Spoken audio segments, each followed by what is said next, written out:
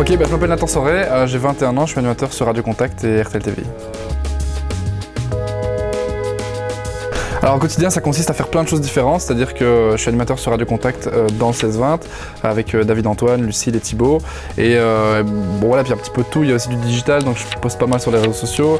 Au niveau de la télévision, il y a la préparation d'émissions, il y a les tournages, et puis il y a plein de petites choses qu'on ne voit pas forcément à l'antenne ou qu'on n'entend pas à l'antenne, mais qui doivent être préparées et sur lesquelles on doit travailler.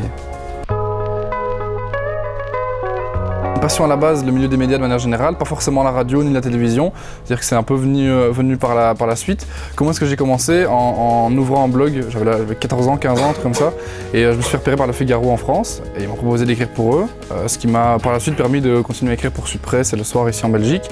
Et puis petit à petit, au fur et à mesure des rencontres, j'en suis arrivé ici chez RTL, puis Radio Contact, et voilà, ça s'est fait comme ça au fur et à mesure des rencontres.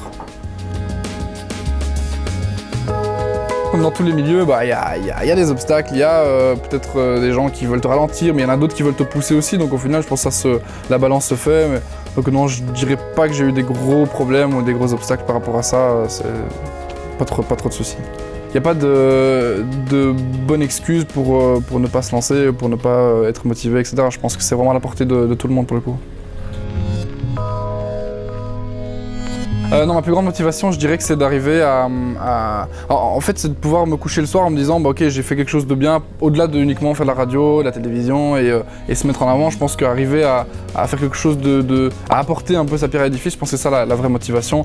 Et puis rien à faire, le milieu de la communication et des médias, c'est un milieu qui est super excitant. Donc au quotidien, c'est excitant de se lever le matin et de se coucher le soir pour recommencer le lendemain. Alors souvent, en fait, je pense que le conseil numéro 1, c'est de pouvoir vraiment arriver à être un peu différent de ce que les autres font. C'est ce qui te permettra de te démarquer, de te mettre un peu en avant et de pouvoir te faire repérer, etc. Parce que je pense que refaire ce qui a déjà été fait, que ce soit au niveau de la radio, au niveau de la TV, au niveau du journalisme, etc. Refaire ce qui a déjà été fait, forcément tu finiras par être comme les autres. Donc autant essayer de trouver un truc un peu différent et de te mettre en avant comme ça. Et je pense que c'est une bonne manière de se faire repérer et puis pouvoir continuer à progresser. Bon, de toi à moi, tout est possible.